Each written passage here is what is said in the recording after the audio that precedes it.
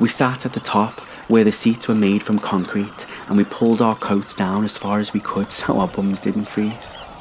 My dad said, "Do you know what this river used to be like? Chocker. Boats as far as you could see, all through the wars and the olden days."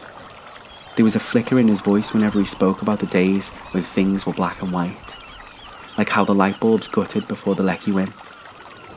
That's not the Liverpool he knew. The river was brown, not like African cocoa beans, but like the earth dredged up from an in-construction housing estate somewhere far enough out of the city. It was wild out on the river. The wind blew at the wave crest and turned them to foam, and it stuck to the white shell of the ferry that bobbed its way towards the grey block factories and buildings on the other side.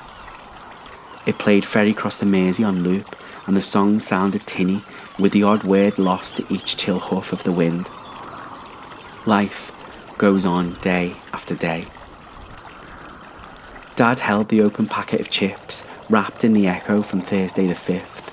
Ford strike continues. He'd not eaten much and had stopped rolling ciggies from the tiny green golden Virginia tin.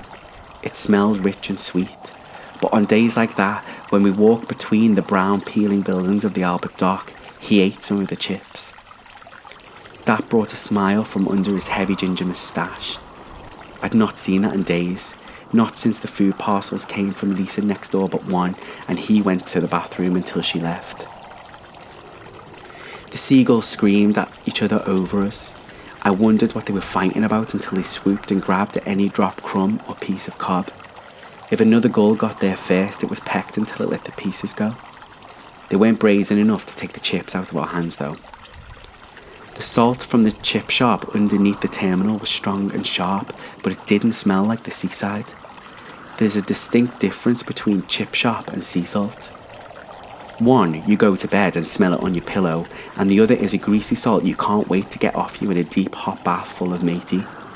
It didn't smell good. Minty, my mum would say.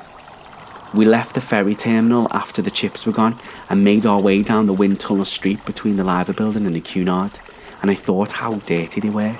Shades of grey and black. All of Liverpool needed a scrub.